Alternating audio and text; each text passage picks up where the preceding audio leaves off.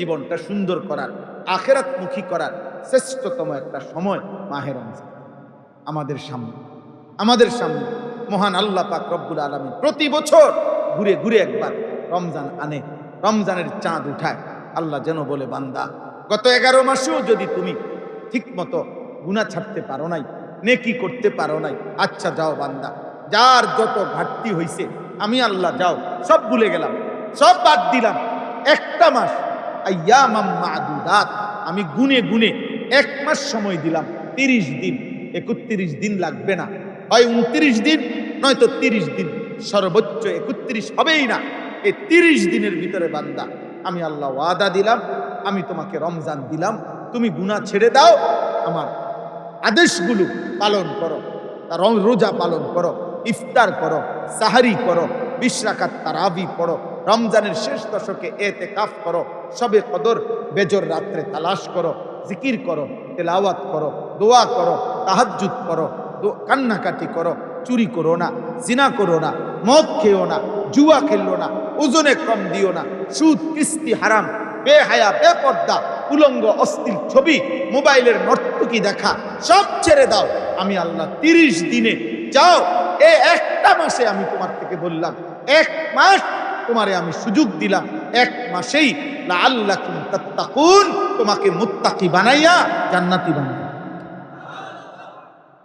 বানাই। আল্লাহ যেন বলছে, বান্দা রমজান আমি দিলাম স্বর্ণের দামে না, রূপার দামে না, হীরামণি মুক্তার দামে না, দুনিয়া ও আসমান, এই পৃথিবীটাকে যদি তুমি 100 বার দাম উঠাও, দাম ধরো, 100টা দুনিয়াটাকেও যদি তুমি দাম ধরে হিসাব করো, আমি আল্লাহ রমজানের এক এক মুহূর্ত তার চাইতে বেশি দামে তোমারে দিব। মান ইয়াহদিহিল্লাহু ফালা মুদিল্লা লাহু ওয়া মান ইউদ্লিলহু ফালা হাদিয়া লাহু ওয়া নাশহাদু আল্লা ইলাহা ইল্লাল্লাহু ওয়াহদাহু লা শারীকা লাহু ونشهد أن سيدنا وحبيبنا ومولانا محمدا عبده ورسوله أما بعد فأعوذ بالله من الشيطان الرجيم بسم الله الرحمن الرحيم يا أيها الذين آمنوا كتب عليكم الصيام كما كتب على الذين من قبلكم كما كتب على الذين من قبلكم لعلكم تتقون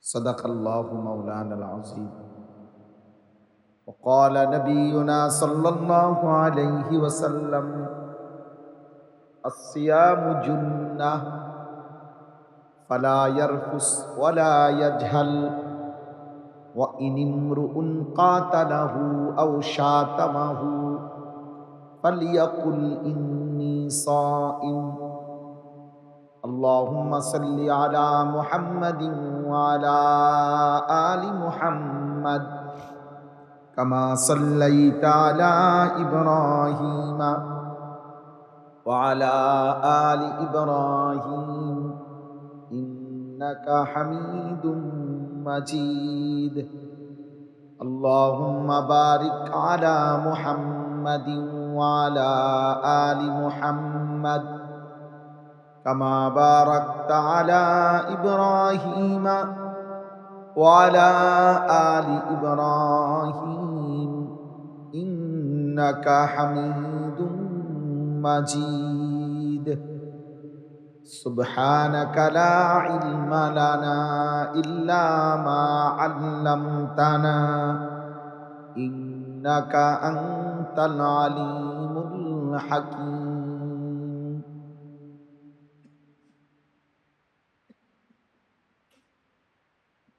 আলহামদুলিল্লাহ। মানুষের জীবনের পরিবর্তনের জন্য, মানুষের জীবনের সৌন্দর্যের জন্য সবচেয়ে জরুরি একটা বিষয় হলো উত্তম সাহচর্য, উত্তম সঙ্গী, উত্তম সঙ্গ, নেক সোহবত, উত্তম মানুষের সাথে উঠা বসা করা। আল্লাহর কোনো প্রিয় বান্দা, নেককার বান্দার সাথে উঠা বসা করা, এটা জরুরি, এটা জরুরি, ভীষণ জরুরি।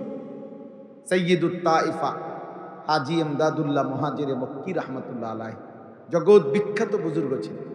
তিনি বলতেন, আমাকে যদি আল্লাহর পক্ষ থেকে রমজানের শেষ দশকের শবে কদর ঠিক কোন রাত নির্ধারণ করে বলে দেওয়া হয়, এবং যদি বলা হয় আজকেই শবে কদর এবং তোমার একটাই কেবল দোয়া কবুল হবে, তুমি সেই দোয়াটা করো, তিনি বলেন আমি তখন দোয়া করব, আল্লাহ আমাকে আপনার কোনো প্রিয় বান্দার সঙ্গ সান্নিধ্য দান করো। জীবনে যদি আমি একটি দোয়ার সুযোগ পাই তো এই দোয়াটাই, আল্লাহ আপনার কোনো প্রিয় বান্দার সান্নিধ্য আমি যেন, এটা অনেক বড় নিয়ামত, অনেক বড় নিয়ামত। কোরআনুল কারীমের মধ্যে রাসূলুল্লাহ সাল্লাল্লাহু আলাইহি ওয়াসাল্লামের হাদিসে এই কথাটা বারবার গুরুত্ব দিয়ে বলা আছে। উত্তম সঙ্গী, মন্দ সঙ্গী, দুইটা কথাই এখানে আছে, কোরআনুল কারীমের মধ্যে আছে। উত্তম সঙ্গীর বরকতে মানুষ জান্নাতি হয়, মন্দ সঙ্গীর কারণে জাহান্নামী। কোরআনুল কারীমের মধ্যে আছে, আল্লাহ তাআলা বলেন, উহশুরুল্লাযীনা যালামু ওয়া আযওয়াজাহুম ওয়া মা কানু ইয়াবুদুন মিন দুনিল্লাহ ফাহদুহুম ইলা সিরাতিল জাহিম। কিয়ামতের দিন আল্লাহ তাআলা কোটি কোটি মানুষের সামনে ফেরেশতাদেরকে বলবেন, ফেরেশতা এই মানুষগুলোর মধ্য থেকে প্রত্যেক পাপীকে আলাদা করো, জমা করো, পাপীদেরকে আলাদা একসাথ করো, তবে প্রত্যেক পাপীর সাথে আরো দুইজন একসাথ করবা, প্রত্যেক পাপীর সাথে আরো দুইজন, তাকেও একসাথে করবে। তারা কে? এক নম্বর, ও আজওয়াজাহুম, এই পাপীর সঙ্গী।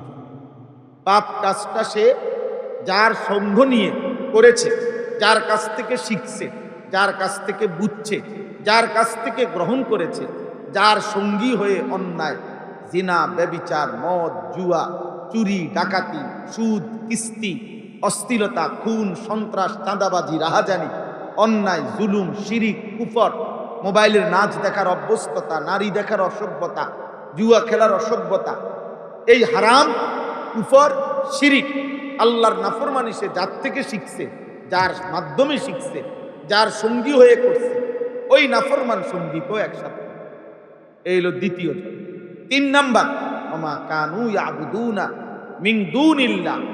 আর তৃতীয়, আল্লাহ বলবেন এই পাপ করতে গিয়ে এই নাফরমান যার উপরে ভরসা করছে আমি আল্লাহকে বাদ দিই। প্রত্যেক পাপী পাপ করতে গিয়ে আল্লাহর উপরে নির্ভরতা বাদ দিয়া কারো না কারো উপরে নির্ভর করে।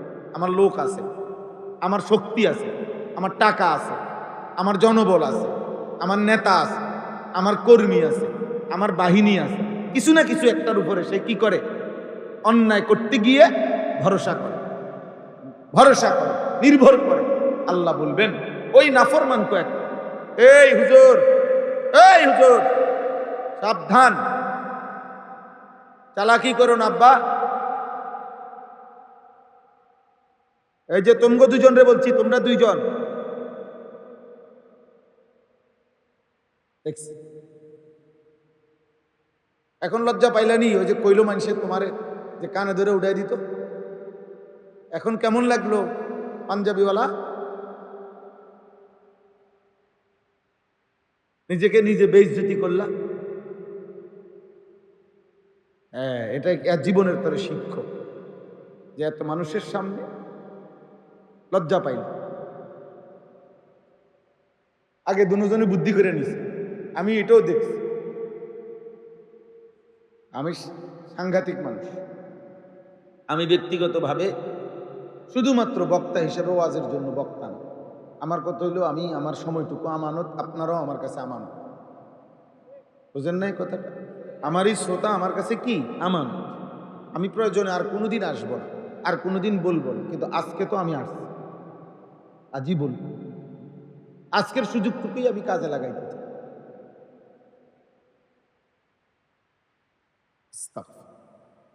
চলেন না, তাহলে উত্তম সঙ্গী এটা জরুরি, ভীষণ জরুরি, ভীষণ জরুরি। আল্লাহ তাআলা বলবেন এই তিনজনকে একসাথে করো।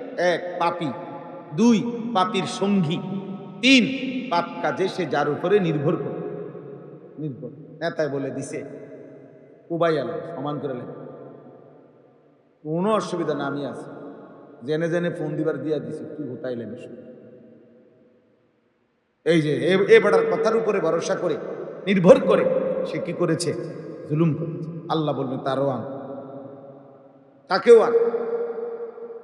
কথার প্রসঙ্গ বলুন, যে যার উপরে ভরসা করছে, আল্লাহকে বাদ দিয়ে, আল্লাহ বলবেন এই তিনটাকেই একসাথে কর, পাপী, পাপীর সঙ্গী এবং পাপ কাজে সে যার উপরে নির্ভর করত, তাকে ফাহদুহুম ইলা সিরাতিল জাহিম, অতঃপর তিনজনকে জাহান্নামের রাস্তা ধরায়।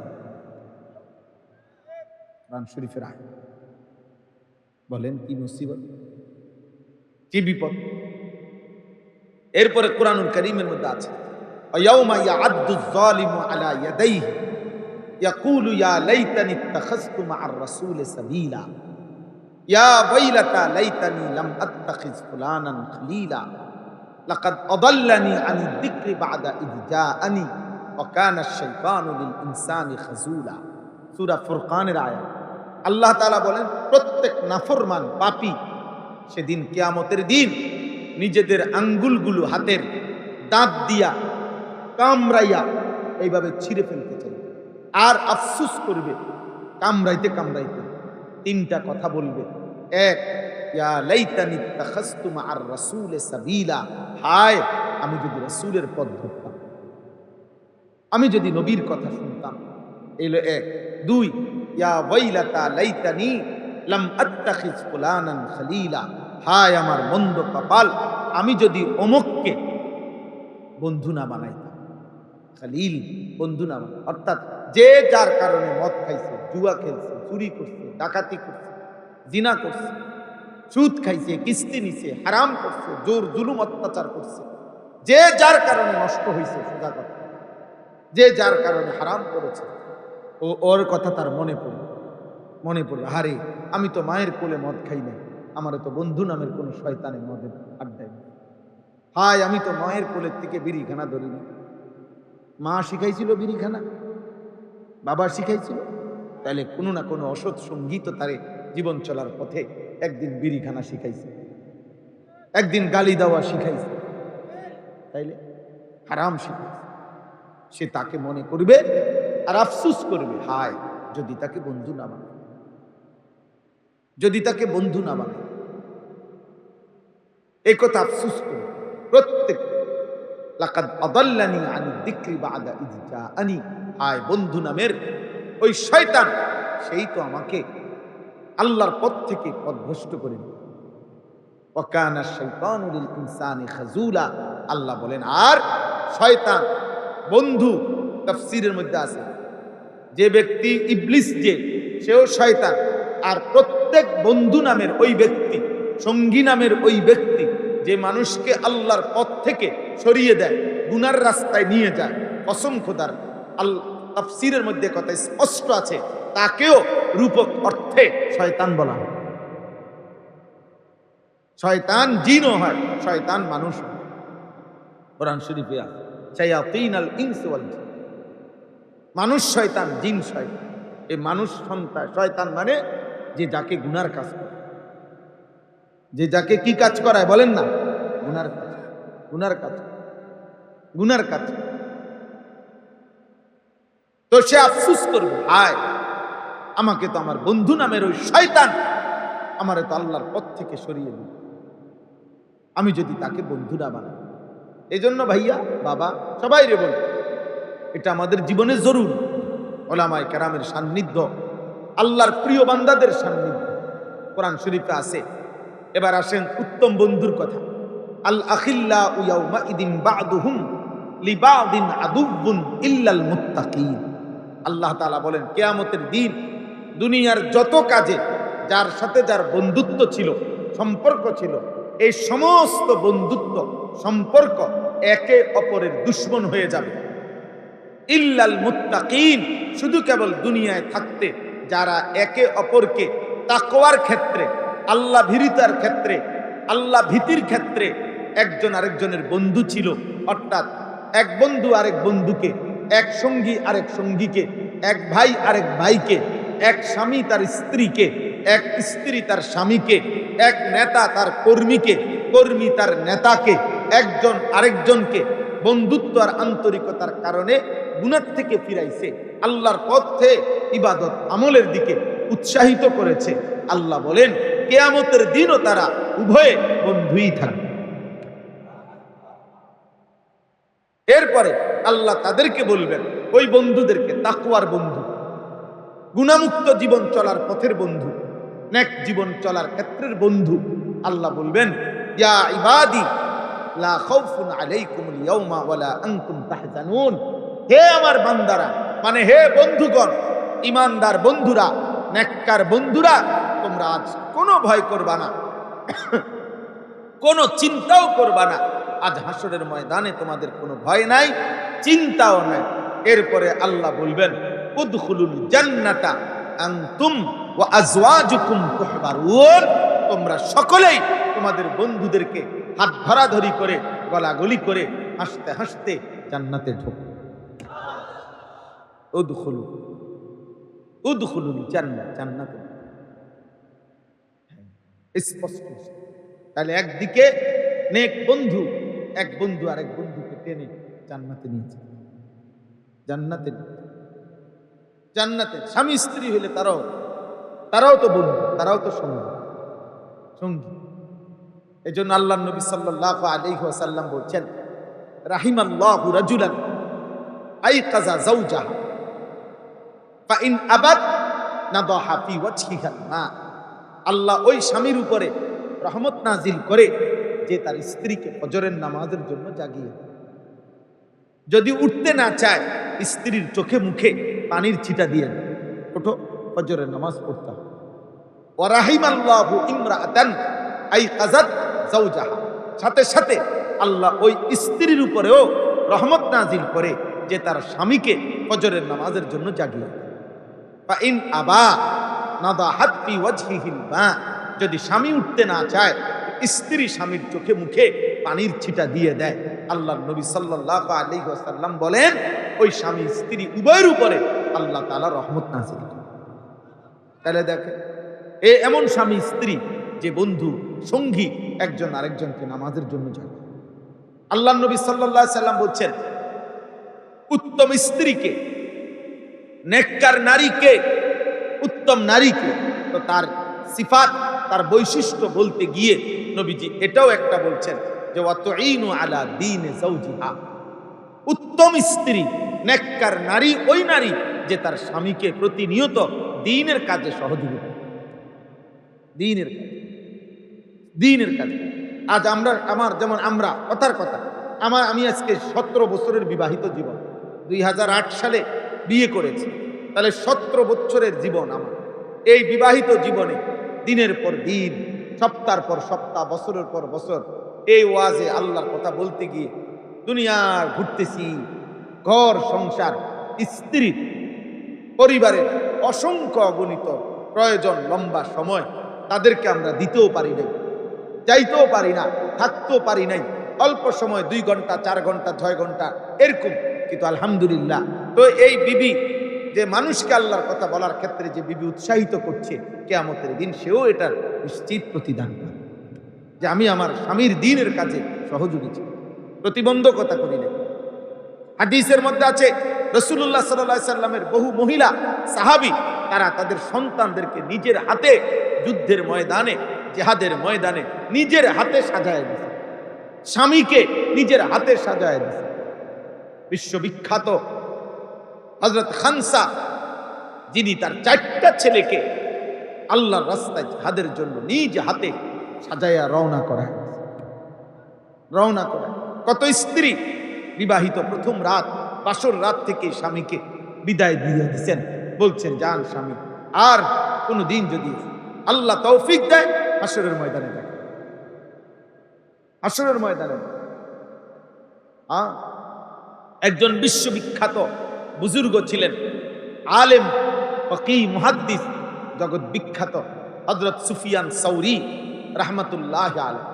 ওনার আম্মা 10 বছর বয়সে ওনারে উস্তাদের কাছে মাদ্রাসায় পড়তে দিয়ে আসছেন।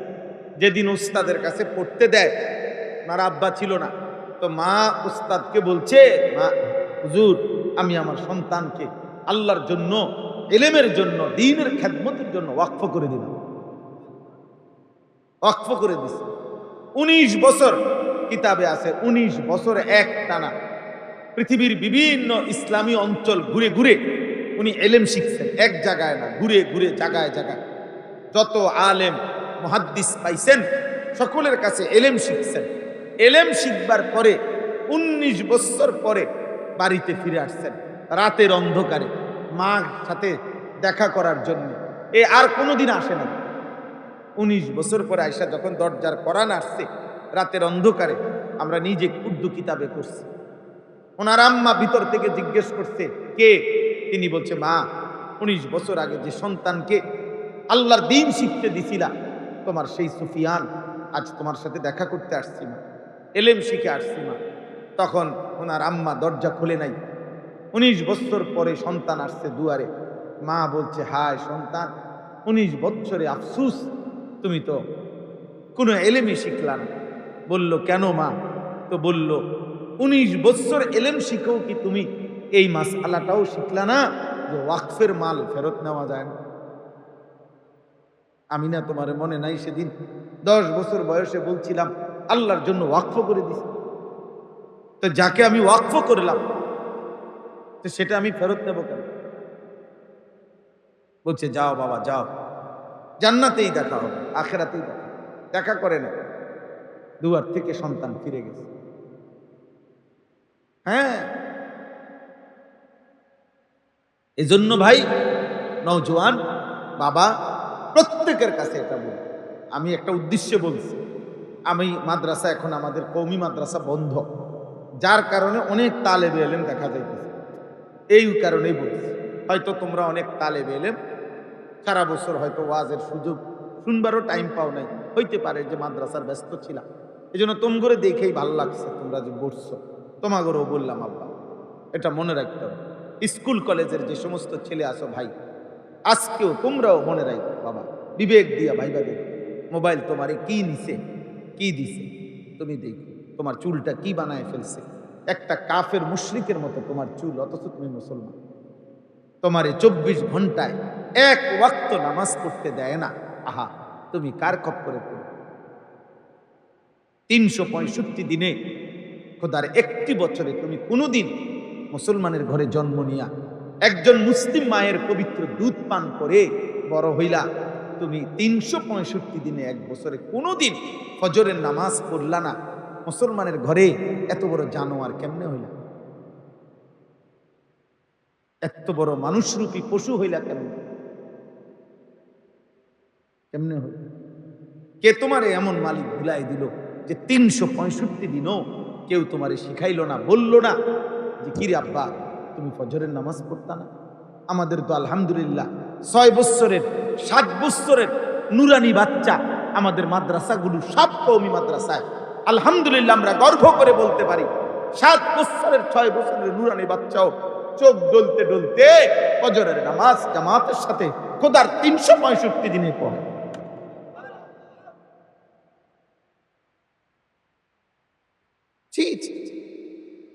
বদনসিব গুনাহ এক একটা ছেলে, তোমরা যারা মোবাইলে আসক্ত, এখন দাঁড়াও, আমি দাঁড় করাই দিই, চেহারা তোমাদের কি পরিমাণ কালো। কোনো বিবেকবান দাদা চাচা যারা এখানে আছে তাদেরকে দেখাও, তারা বলবে, সাক্ষী দেবে। চলো এখানে দাঁড়াই, আমরা যারা মাদ্রাসার ছাত্র আমরা দাঁড়াই এক পাশে, তোমরা যারা বেনামাজি, একটা সেজদা নাই কপালে, ওই নাফরমান, তুমিও এনে দাঁড়াও। দাঁড়াইয়া নিরপেক্ষ একজন মানুষকে একেবারে প্রয়োজনে চাঁদের দেশ থেকে একজন মানুষকে খুঁজে আনো, আইনা বলো যে ভাই তুমি দেখে বলো কাকে তোমার দেখতে আদর লাগে, মায়া লাগে, পবিত্র মানুষ দেখো, তুমি সাক্ষী নাও বেটা। চুলের হদিস নাই, প্যান্টের হদিস নাই, পেশাব করে কত বড় নিকৃষ্ট নাফরমান মুসলমানের বাচ্চা, কত বড় নিকৃষ্ট হইল, এক বেলা পেশাব করে কদ্দুর পানি নেয় না, টয়লেট পেপার ব্যবহার করে না। অথচ তুমি একটা বার তোমরা যারা প্রস্রাব করে পানি নাও না, টয়লেট পেপার ব্যবহার করো না, ডানে বামে 1 কিলোমিটার দূরে কুত্তাও এমন যে কুত্তা পেশাব করে পানি নেয়। তুমি তোমার মিল খুঁজে পাইবা কুত্তার লোক।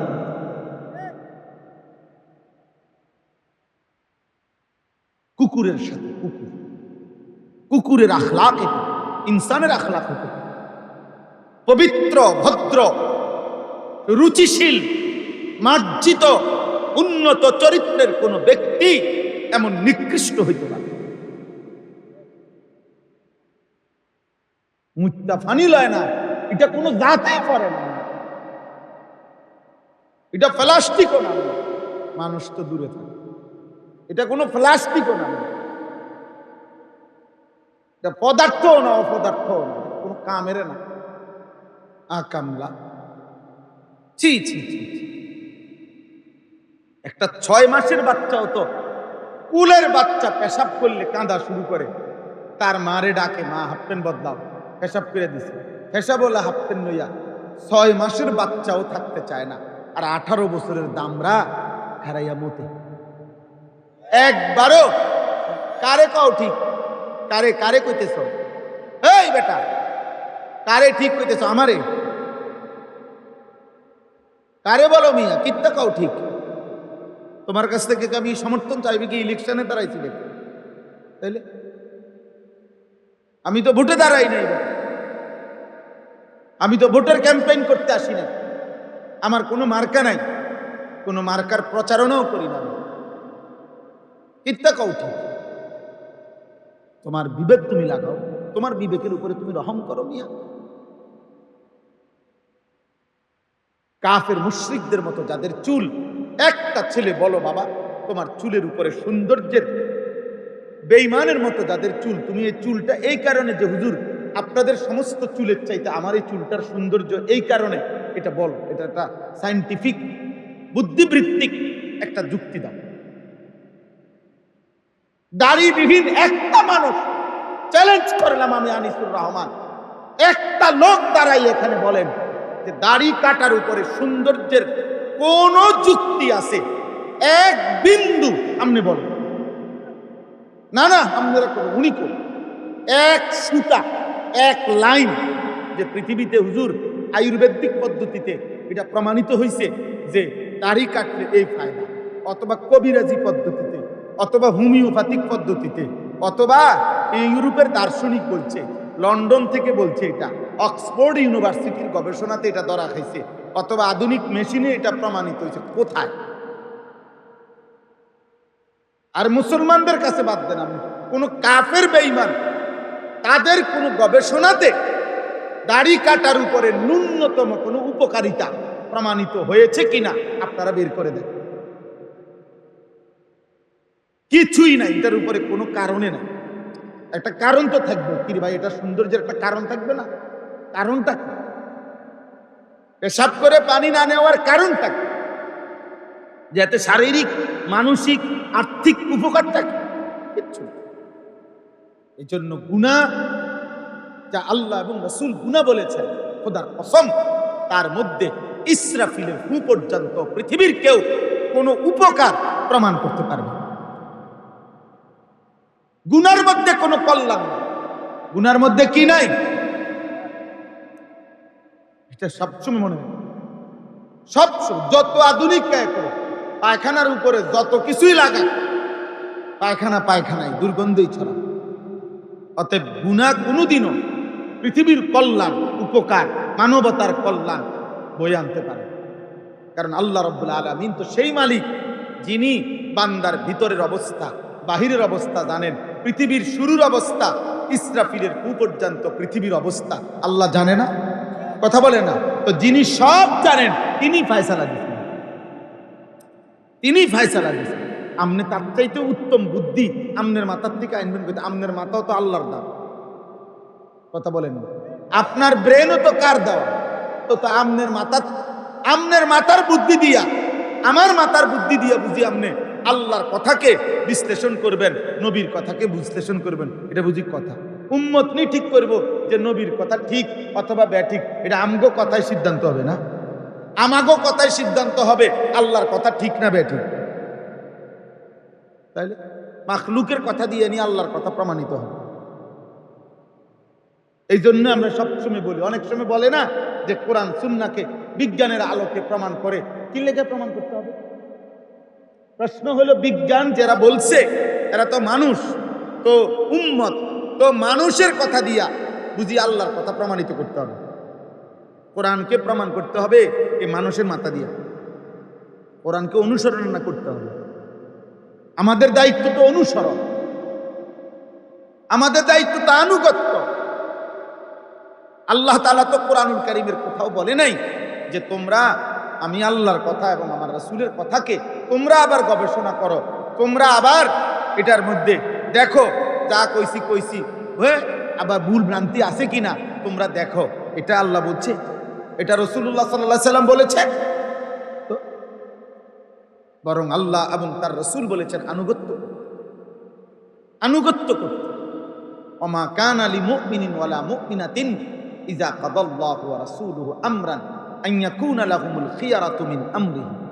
আল্লাহ বলছে কোন ঈমানদার পুরুষ এবং কোন ঈমানদার নারীর জন্য, মুসলমান পরিচয়ধারী কারো জন্য আল্লাহর রাসূলের সিদ্ধান্তের উপরে নিজেদের কোনো মতামত, পরামর্শ, যুক্তি, বুদ্ধি খাটানোর, বলার, পেশ করার কোনো অধিকার নেই। তো কোরআনের আয়াত আল্লাহ স্পষ্ট নিষেধ। কোরআনের ভিন্ন জায়গায় আল্লাহ বলছে, ফালা ওয়া রাব্বিকা লা ইউমিনুনা হাত্তা ইউহাক্কিমুকা ফীমা শাজারা বাইনাহুম। আল্লাহ বলছে, বন্ধু আমি আল্লাহর পক্ষ থেকে কোনো ফয়সালা দেওয়ার পরে ওই ফয়সালার উপরে কেউ যদি কোনো মতামত ভিন্ন কিছু বলে, তো আমি আল্লাহ কসম করে বললাম লা ইউমিনুনা, সে আর ঈমানদার থাকবে না। কোরআনের আয়াত।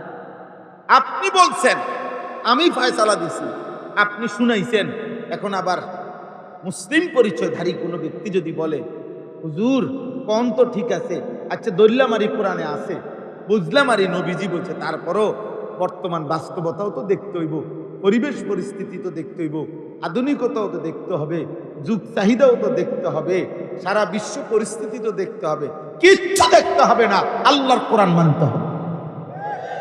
সারা বিশ্ব পরিস্থিতি দেখার কিছু নেই। আল্লাহ তাআলা সারা বিশ্ব পরিস্থিতি দেখতে যাই নই, এগুলা বিধান দিয়েছে। কথা বলেন না? আল্লাহ তাআলা বিশ্ব পরিস্থিতি জানে না, ইসরাফিলের পূ পর্যন্ত পৃথিবীতে কি হবে আল্লাহ জানে না। তো আপনি কিতা বুঝাইতেছেন? আপনি কারে ব্যাখ্যা করছেন? কার কথা ব্যাখ্যা করছেন? আল্লাহ আমাদেরকে বুঝ দান করুন। প্রিয় ভাই, প্রিয় নওজোয়ান, তোমাদেরকেও বলি বাবা, তোমাদেরকেও, স্কুলে পড়ো অপরাধ না, কলেজে পড়ো অপরাধ না, ইউনিভার্সিটি পড়ো অপরাধ করো নাই, বাংলা, অঙ্ক, ইংরেজি হারাম না, পদার্থ জীববিজ্ঞান, রসায়ন বিজ্ঞান হারাম নয়, কিন্তু 16 বছর পড়ালেখা করলা, 12 বছর পড়ালেখা করে একটা বারো ভাবলা না, তুমিও না, তোমার অভিভাবকও ভাবলো না, আহারে আমিও মুসলমান, আমার ছেলেটাও মুসলমান, আমিও মুসলমান, আমার মেয়েটাও মুসলমান, কিন্তু গত 12 বৎসরে আমার ছেলে মেয়ের পড়ালেখার ভিতরে আধা ঘন্টার জন্য প্রতিদিন আল্লাহর কোরআনটা কি একটা বিষয় মিলানো যাইতো না? পড়ার সুবিধার্থে বাংলা প্রথম পত্র আলাদা করা হইল, দ্বিতীয় পত্র আলাদা হইল, পড়ার সুবিধার্থে ইংরেজি প্রথম পত্র আলাদা, দ্বিতীয় সেকেন্ড পার্ট আলাদা, সাধারণ গণিত আলাদা, উচ্চতর গণিত আলাদা, পদার্থবিজ্ঞান আলাদা, জীববিজ্ঞান আলাদা, রসায়ন বিজ্ঞান আলাদা। দুনিয়ার এই পড়ার জন্য এইভাবে আলাদা আলাদা বিষয় নির্ধারণ করা গেছে। আখিরাতের জন্য আল্লাহর কোরআন, এই বাচ্চাটাকে কি আধা ঘন্টাও দেওয়া যাইতো না? ওই দেওয়া হলো না কেন? ও 12 বছর পড়ার পরেও, 16 বছর পড়ার পরেও একজন মুসলমান, সে মুসলমান, এই স্কুলে পড়লে অন্যায় তো করে নাই, কিন্তু তাকে আল্লাহর কোরআন শেখানো হলো না। এই জন্য মনে রাখবেন, কসম খোদার, আমি বললাম বাবা, যাদের কারণে মুসলমানের এই বাচ্চা আল্লাহর কোরআন থেকে বঞ্চিত হয়েছে, সে ব্যক্তি হোক, বাবা হোক, মা হোক, দেশ হোক, রাষ্ট্র হোক, প্রশাসন হোক, ব্যবস্থাপনা হোক, কর্তৃপক্ষ হোক, যাদের কারণে মুসলিম সন্তান আল্লাহর কোরআন থেকে বঞ্চিত হয়েছে, খোদার কসম আখিরাতে ওরা প্রত্যেকে আল্লাহর কাঠগড়ায় আসামি হিসাবে জবাবদিহি করতে হবে। কোনো সন্দেহ, কোনো সন্দেহ। ওই বাচ্চা বলবে, জাহান্নামের ঘোষণা যখন হবে তার জন্য যদি হয়, সে বলবে, আল্লাহ, আজ আমি যাদের কারণে জাহান্নামী হলাম, আমি তাদের প্রত্যেককে আমার সামনে দেখতে চাই। রব্বানা আরিনাল্লাযীনা আযাল্লানা, আল্লাহ ওদেরকে আমার সামনে আনতে হবে। আমারে যে ব্যক্তি আল্লাহর কোরআন থেকে যারা যারা বঞ্চিত করেছে, আমারে নামাজ থেকে বঞ্চিত করেছে। 6 বছর বয়সে ইচ্ছা করলে ইজি বাচ্চাটা নামাজে অভ্যস্ত বানাইতে পারত। এবারটা বইয়া বইয়া বিড়ি খায়, এবারটার ফুতে মোবাইল টিপে, এবারটা ঘাস কাটে বইয়া বইয়া গপ মারে, এবারটা দেশ গঠন করে, এবারটা সাদওয়ানে বইয়া গপ মারে যে আমেরিকারে বুদ্ধি দেয়।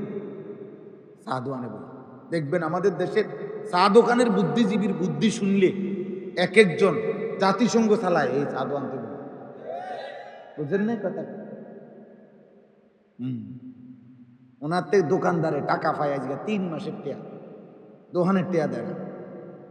বুঝেন না? বেডার প্রাপ্য টাকাটা দেয় না, ওটা বুদ্ধি দেয় আমেরিকার। ফালতু মানুষ, বেহুদা লোক। আপনার ছেলে একদিনও নামাজ পড়ে না, আপনার মেয়েটা পর্দা করে না, আপনার স্ত্রী পর্দা করে না, আপনার ঘরে প্রত্যেক দিন রঙিন টেলিভিশনে নাচ গান চলে, আমনে বইয়ে বইয়ে সাধুয়ানে গপ মারেন। আফসুস না? এটা দুঃখের কথা না? এটা দুঃখের কথা না? আল্লাহ তাআলা কোরআনুল কারীমের মধ্যে বলছেন, ওয়া'মুর আহলাকা বিস-সালাহ ওয়াসতাবির আলাইহা। আল্লাহ তাআলা বলছেন, আপনি আপনার পরিবারের সদস্যদেরকে নামাজের আদেশ করুন এবং নিজেও নামাজের উপরে মজবুত থাকুন। এটা আল্লাহর আদেশ। আল্লাহ আমাদেরকে বুঝ দান করেন। চলেন ভাই, আমার কথা এটাই, প্রথম কথা এটা। ও আমি যেই কারণে বলছিলাম যে মোবাইল বন্ধ করার কথা কইয়া এতগুলো কথা বলছি, অর্থ হইল, ছেলেরা বাবা, তোমাদের কাছে অনুরোধ, গভীর রাতে তোমরা কষ্ট করে আসছো, বসছো, আমার অনুরোধ, আব্বা, কেউ না মানলেও সমস্যা নাই, আল্লাহর কথা যারা বলে তাদের কোনো ব্যর্থতা নাই। একটা জিনিস মনে রাখবে, তাদের কোনো পরাজয় নেই, তাদের কোনো ব্যর্থতা নেই। মানে কি? মানে হলো, কোরআন শরীফ আল্লাহ স্পষ্ট নবীজিকে বলছে, বন্ধু, আপনি শত বললেও, হাজার আগ্রহ দেখাইলেও অধিকাংশ লোক ইমানদার হবে না। তবে এটা মনে রাখবেন, আপনাকে যেই নেকি দেওয়ার, প্রতিদান দেওয়ার, এটা আমি 1 সুতাও কমাবো না। খালাস। তাহলে এটাই হলো মজার বিষয়, যে যে আল্লাহর কথা বলে তার কোনো ব্যর্থতা নেই, তার কোনো পরাজয় নেই। যে বলে, হুজুর ও আস্ত করছেন, কই কেউ তো শুনে না। আরে কেউ না শুনে, 300 বছর না, 900 বছরেও যদি কেউ না শুনে, খোদার কসম, এই 900 বছরের বলা আল্লাহর বান্দা যা বলেছে তার প্রত্যেক অক্ষরে অক্ষরে আল্লাহ তাকে নেকি দেবেন অবশ্যই। অতএব দায়ীর কোনো ব্যর্থতা, আল্লাহর পথে যে ডাকে তার কোনো পরাজয় নেই, তার কোনো ব্যর্থতা নেই, তার লাভই লাভ, বললেই লাভ, মুখ খুললেই লাভ, বলতে পারলেই লাভ। কয়জন পরিবর্তন হবে না হবে সব আল্লাহর ফয়সালা। কার ফয়সালা? নবীজি সাল্লাল্লাহু আলাইহি সাল্লামের হাতে কত লোক কালেমা পড়লো, তো নবীজির হাতে আবু তালেব কালেমা পড়লো না? কার ফয়সালা? ইব্রাহিম আলাইহিস সালামের হাতে কত লোক কালেমা পড়লো, ওনার আব্বা আজর কালেমা পড়লো না? কার ফয়সালা? নূহ আলাইহিস সালামের হাতে কত লোক কালেমা পড়লো, ওনার ছেলে কেনান, ওই কাফের ছেলেটা, ও কালেমা পড়লো না? কার ফয়সালা? আমার ফয়সালা না, আপনার নবীর না। ফয়সালা কার হাতে? আল্লাহ। হেদায়েত কার হাতে? আল্লাহর হাতে। পরিবর্তন কার হাতে? আল্লাহর হাতে। আমরা ওই আশা নিয়ে বলি, হতাশ হই না কোনো সময়। মুমিন হতাশ হয় না। মুমিনের জন্য হতাশা কুফরি, মুমিনের জন্য হতাশা নিষেধ, সুদা কথা। এই জন্য সবগুলো ছেলেকে বলি, আব্বা, দয়া করে তোমরা এই নারী ছবি মোবাইলের অশ্লীলতা, তোমাদের এই চুল চেহারায় বেঈমান মুশরিকদের অনুসরণ, আল্লাহর ওয়াস্তে তোমরা ছেড়ে দাও। এটা তোমাদেরকে ইজ্জত দিবে না বাবা। আখেরাতে তো নাই, দুনিয়া তো মানুষ কোনোদিনও বাঘ তার চেহারা সুরত ছেড়ে সে যদি বান্দরের সুরত ধরে, মানুষ তাকে সম্মান করে না। বান্দরের সুরত ধরে ছাইরা সে যদি ইন্দুরের সুরত ধরে, তাকে মানুষ পছন্দ করে না। ঠিক তুমি আমি মুসলমান, আমার আল্লাহ, আমার নবী আছে, আমার কোরআন আছে, আমার কিতাব আছে, আমার ধর্ম আছে। তুমি যদি আরো 100 বছরও তুমি যদি বেঈমান ইহুদি খ্রিস্টান নাস্তিক মুরতাদ এই মুশরিকদের মতো তোমরা সাজো, নিজেদেরকে সাজাও, চলাফেরা করো, 1 পয়সা বেঈমানরাও তোমাকে গ্রহণ করবে না, ইমানদারও তোমারে গ্রহণ করবে না। তুমি ফালতু যাইবা, ফালানি। পৃথিবীর কোন মুশরিক, কোন বেঈমান, ইমানের পরিচয় যাদের আছে, যার পাসপোর্টে লেখা আছে ইসলাম, যার আইডি কার্ডে লেখা আছে ইসলাম, খোদার কসম, সে যদি 24 ঘন্টাও তাদের অনুসরণ করে, এরপরেও এটা যতক্ষণ লেখা আছে ততক্ষণ পৃথিবীর একটা বেঈমান কোন মুসলিম ন্যূনতম পরিচয়ধারী ব্যক্তিকেও সহ্য করে না, পছন্দ করে না, বরং সুযোগই তালাশ করে। যেদিনই সুযোগ পাবে সেদিনই প্রথম তোমার বুকে গুলি করবে। মনে রেখো, বেঈমান তোমারও ছাড়বে না, আমারও ছাড়বে না। তুমি কইবা না ভাই আমি আজকে 30 বছরে কোনোদিন নামাজ পড়ি নাই, আমি 30 বছর সুদখোর, আমি আজ 30 বছর মিথ্যা কথা বলি, আমি আজীবন আজ 12 বছর খারাইয়া মুতি। আপনি টেনশন করেন না, আমি মুসলমানের কোনো জাতে না। তো ওই বেঈমান তাকে বলবে তোর পাসপোর্টে লেখা আছে ইসলাম, তোর ধর্ম ইসলাম লেখা আছে না, আইডি কার্ডে লেখা আছে না, তো ওইটা সরাইবেন কেমন? অনলাইন করে যে 1 মিনিটের মধ্যে। অনলাইন মানে কি আপনি বোঝেন না? অনলাইন মানে এবার এই খবর সারা পৃথিবী জানে। অনলাইন মানেই তো এইটাই, সারা পৃথিবী জানে এখন আপনি কি, ওরা কি। আপনি এটা লুকাইবেন কেন? আপনার পাসপোর্ট পাঞ্চ করলেই তো আর আপনার পুরা আসবে না, বায়োডাটা আসবে না আপনার। তো আপনার ধর্মের মধ্যে ইসলাম লেখা আছে না, আপনি এটা আড়াল করবেন কেন চুল দিয়া? হ্যাঁ, খ্রিস্টান সাইজা কি লাভ হবে? কি লাভ হবে? ওরা ছেড়ে দিবে। হ্যাঁ, ওরা এই ফিলিস্তিন এবং গাজার মধ্যে যেই লক্ষ লক্ষ মুসলমানের রক্তে জমিন ভাসায় দিছে, ওরা তো শুধু হুজুর, কথা বলে না, ওরা শুধু মাদ্রাসার ছাত্র। তাইলে রোহিঙ্গা যেই মুসলমানদেরকে বারবার ওই বেঈমানরা মারলো, মারছে, রোহিঙ্গা আরাকানের মুসলমান, ওরা সব হুজুর। তো তাই কাশ্মীরের মুসলমানদেরকে ভারতীয় বেঈমানরা প্রতিনিয়ত আজকে 78 বছর যাবত কাশ্মীরের মুসলমানদের উপরে জুলুম করছে, মারছে, শহীদ করছে। এরা শুধু হুজুর, শুধু দাড়ি টুপিওয়ালা? তাহলে বলো ভাই, অতএব দয়া করে একজনও যদি বুঝো, আমি ভোট প্রার্থী না, অতএব আমার ব্যাপক জনসমর্থন দরকার নেই, আমি ভোটে দাঁড়াইছি, কিন্তু আমি মনে করি একজনও যদি বুঝো তো এটা বুঝো, তোমার নিজের ধর্মকে ত্যাগ করা, নিজেকে ত্যাগ করা, হ্যাঁ, এটা কোনোভাবেই আত্মমর্যাদা, আত্মসম্মান হইতে পারে, এটা কখনোই সুন্দর হইতে পারে। তুমি তোমার মধ্যে থাকো, তুমি তোমার আল্লাহকে নিয়ে থাকো, তুমি তোমার রসুলকে নিয়ে থাকো, তুমি কোরআনকে নিয়ে থাকো। হযরত মাওলানা মুফতি নজরুল ইসলাম কাসিমি দামাত বারাকাতুহুল আলিয়া, আমাদের বাংলাদেশের প্রখ্যাত বুজুর্গ আলেম, উনার এক বয়ানের মধ্যে আমি শুনছি, উনি বলছেন দীর্ঘ 35 বছরে আমি পৃথিবীর ওয়েস্টার্ন এই ইউরোপের শত শত এয়ারপোর্টে কাজে এই দাড়ি টুপি পাঞ্জাবি পায়জামা নিয়া শতবার, উনি আন্তর্জাতিকভাবে সারা বিশ্ব সফর করে, কাজে শতবার আমি এয়ারপোর্টে দাঁড়াইছি আমার বাংলাদেশি এরকম অসংখ্য ব্যক্তিদের সাথে। প্রতিবার আমাকে এই দাড়ি টুপি আর আমার পাসপোর্টের পরিচয়, আমার ধর্মের পরিচয় আর আমার দিকে তাকাইয়া প্রতিবারই আমারে ছেড়ে দিছে, বুঝছে যে এটা ধর্মের পরিচয়ের সাথে চেহারা সুরতের পরিচয়ের মিল আছে।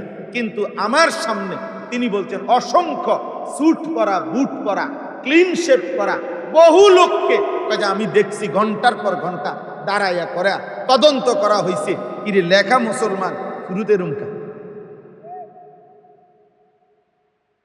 কোনো গাপলা আছে কিনা তারা তদন্ত। উনি নিজে বলছে, আমি নিজে শুনছি না। তাইলে কি হইল বলেন ভাই? এজন্য আমাদের ধর্ম, আমাদের আল্লাহ, আমাদের রসুল, আমাদের কোরআন, আমাদের ইসলাম, এটাই আমাদের জন্য যথেষ্ট। যথেষ্ট কিনা বলেন না? যথেষ্ট কিনা বলেন আলহামদুলিল্লাহ। তাইলে ভাই আমি অনুরোধ করলাম আজকে প্রত্যেকে আল্লাহর প্রিয় বান্দা, ওলামায়ে কেরাম, মসজিদের ইমাম, আল্লাহর নেক বান্দা, 5 ওয়াক্ত নামাজি যারা পড়ে, এদের সাথে উঠা বসা করা এটা উচিত। তাইলে দুনিয়াও সুন্দর হয়, আখিরাতও সুন্দর। উত্তম সংঘ এটা গুরুত্বপূর্ণ, এটা গুরুত্বপূর্ণ। আল্লাহ আমাদেরকে তৌফিক দান, আল্লাহ আমাদেরকে তৌফিক দান। সর্বাবস্থায় নুরুল্লাহ ভাই বললেন ইত্তাকিল্লাহ, নবীজি বলছেন হাইসুমা কুনতুম, যেখানেই থাকো আল্লাহকে ভয় করো। আল্লাহকে একাকী কিংবা প্রকাশ্য, রাতে কিংবা দিনে, ঘরে কিংবা সংসারে, দেশে কিংবা বিদেশে, হ্যাঁ, হার হালাতে আকে ভয় করো, আল্লাহকে ভয় করো, আল্লাহকে ভয় করো। ওয়া আতবি'is সাইয়্যাতাল হাসানা তামহুহা, যখনই গুনাহ হয় তার বদলায় তুমি নিজের উপরে জরিমানা কইরা, মানে নিজের উপরে তুমি এই সিদ্ধান্ত নাও, একটা ভুল হইলে আমি আরেকটা নেকি করব, একদিন তোমার গুনার অভ্যাস ছুটে যাবে। একবার গুনার অভ্যাস ছুটে যাবে ইনশাআল্লাহ, ইনশাআল্লাহ, ইনশাআল্লাহ। আল্লাহ তাআলা আমাদেরকে তৌফিক দান করুন, আমাদের জীবন আল্লাহ পরিবর্তন করে দেন। আমার ভাই, পরিবর্তনের এই শেষ কথা হলো, পরিবর্তনের জীবনটা সুন্দর করার, আখিরাতমুখী করার শ্রেষ্ঠতম একটা সময় মাহে রমজান আমাদের সামনে, আমাদের সামনে। মহান আল্লাহ পাক রব্বুল আলামিন প্রতি বছর ঘুরে ঘুরে একবার রমজান আনে, রমজানের চাঁদ উঠায়। আল্লাহ যেন বলে, বান্দা গত 11 মাসেও যদি তুমি ঠিক মতো গুনাহ ছাড়তে পারো নাই, নেকি করতে পারো নাই, আচ্ছা যাও বান্দা, যার যত ঘাটতি হইছে আমি আল্লাহ যাও সব ভুলে গেলাম, সব বাদ দিলাম। একটা মাস আইয়ামাম মাদুদাত, আমি গুনে গুনে 1 মাস সময় দিলাম, 30 দিন, 31 দিন লাগবে না, হয় 29 দিন নয়তো 30 দিন, সর্বোচ্চ 31 হবেই না। এই 30 দিনের ভিতরে বান্দা আমি আল্লাহ ওয়াদা দিলাম, আমি তোমাকে রমজান দিলাম, তুমি গুনাহ ছেড়ে দাও, আমার আদেশগুলো পালন করো, তার রোজা পালন করো, ইফতার করো, সাহারি করো, 20 রাকাত তারাবি পড়ো, রমজানের শেষ দশকে এতেকাফ করো, শবে কদর বেজর রাত্রে তালাশ করো, জিকির করো, তেলাওয়াত করো, দোয়া করো, তাহাজ্জুদ করো, কান্নাকাটি করো, চুরি করো না, জিনা করো না, মদ খেও না, জুয়া খেললো না, ওজনে কম দিও না, সুদ কিস্তি হারাম, বেহায়া বেপর্দা, উলঙ্গ অশ্লীল ছবি, মোবাইলের নর্তকী দেখা সব ছেড়ে দাও। আমি আল্লাহ 30 দিনে যাও, এই একটা মাসে আমি তোমার থেকে বললাম, 1 মাস তোমারে আমি সুযোগ দিলাম, 1 মাসেই লাআল্লাকুম তাত্তাকুন, তোমাকে মুত্তাকি বানাইয়া জান্নাতি বানাইয়া, জান্নাতি বানাই। আল্লাহ যেন বলছে, বান্দা রমজান আমি দিলাম, আমি দিলাম স্বর্ণের দামে না, রূপার দামে না, হীরামণি মুক্তার দামে না, দুনিয়া ও আসমান, এই পৃথিবীটাকে যদি তুমি 100 বার দাম উঠাও, দাম ধরো, 100টা দুনিয়াটাকেও যদি তুমি দাম ধরে হিসাব করো, আমি আল্লাহ রমজানের এক এক মুহূর্ত তার চাইতে বেশি দামে তোমারে দিব। মিনিট মিনিট দাম, সেকেন্ড সেকেন্ড দাম, ঘন্টা ঘন্টা।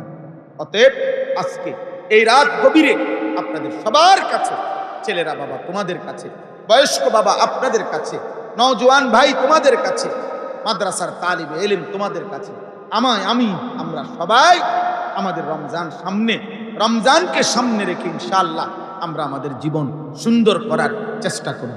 বলেন ইনশাআল্লাহ, বলেন ইনশাআল্লাহ।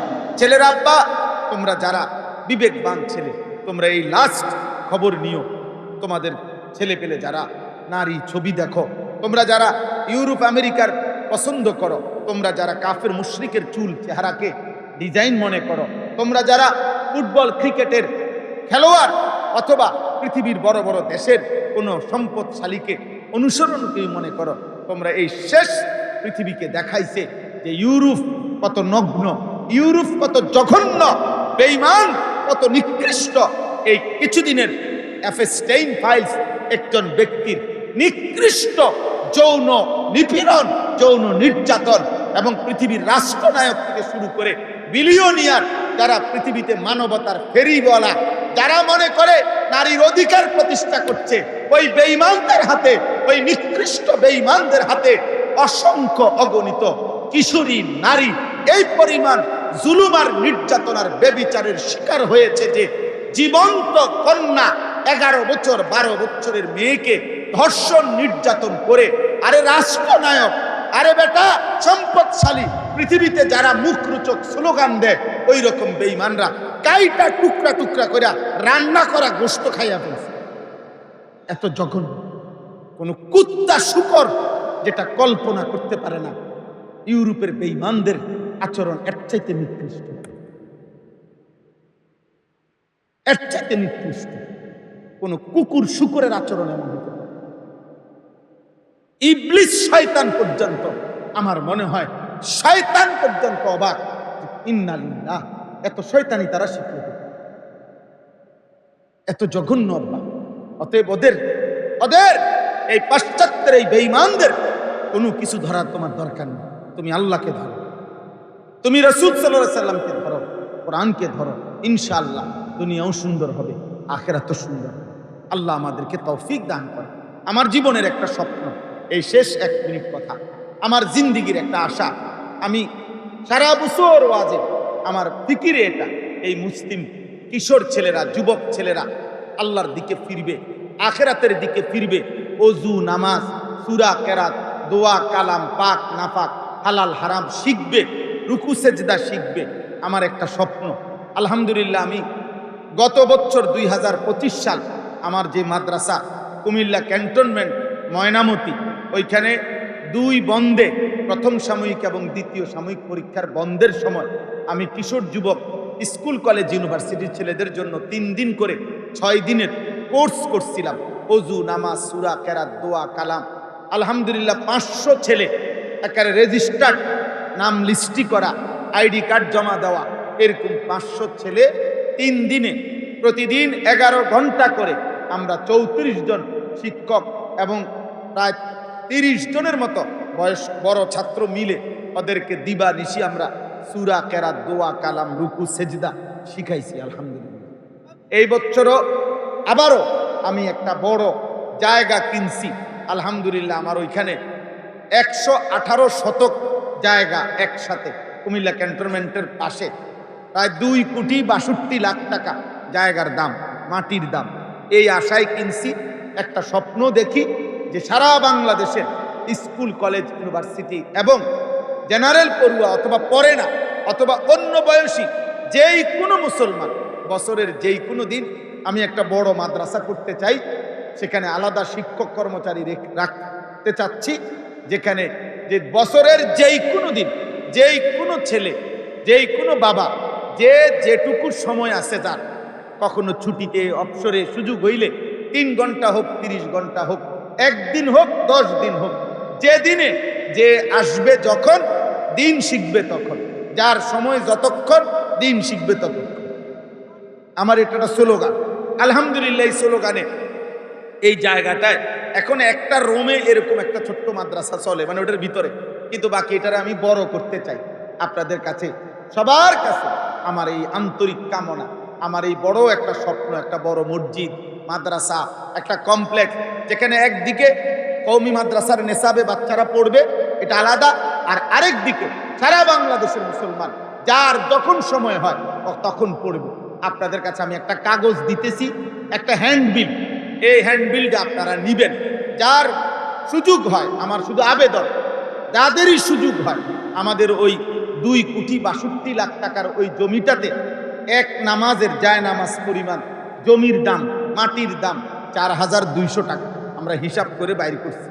এই হিসাবে আপনারা যদি কেউ পারেন, যার ভাল লাগে, আমাদের এই কাগজটায় বিকাশ নাম্বার আছে, ব্যাংক অ্যাকাউন্ট নাম্বার আছে। যদি কারো সুযোগ হয়, ছেলেরা, বাপ, তোমরাও পারলে, বাবারা আপনারাও পারলে আমাদের এই মাদ্রাসার এই জমিতে শরিক হবে। আপনারা 4,200 টাকা দিলে ওই বিকাশ নাম্বারে, ব্যাংক অ্যাকাউন্ট নাম্বারে, অথবা আমাদের নুরুল্লাহ ভাই আছেন এই এলাকার পরিচিত ভাই, কারো না কারো মাধ্যমে যদি পৌঁছান, তাই ইনশাআল্লাহ সদকায়ে জারিয়ার সওয়াব পাইবেন। হতে পারে মনেও থাকবে না এই টাকাটা সামান্য, কিন্তু একদিন এখানে মসজিদ, মাদ্রাসা, কমপ্লেক্স হইলে আপনিও সওয়াব পাইতে থাকবেন। আল্লাহ তাআলা আপনাদেরকে তৌফিক দেন, আল্লাহ আপনাদেরকে কবুল করেন। আজকের এই যুব সংগঠন আল্লাহ তাআলা তাদেরকে, যাদের উদ্যোগে এই মাহফিল, আল্লাহ তাদেরকে কবুল করেন। সমস্ত কবরবাসীদেরকে আল্লাহ তাআলা মাফ করেন। রমজানের প্রস্তুতি নেওয়ার তৌফিক আল্লাহ আমাদের সকলকে দান করেন। আমিন। সুবহানাল্লাহি ওয়া বিহামদিহি। আর কোনো কথা? আলহামদুলিল্লাহি রাব্বিল আলামিন।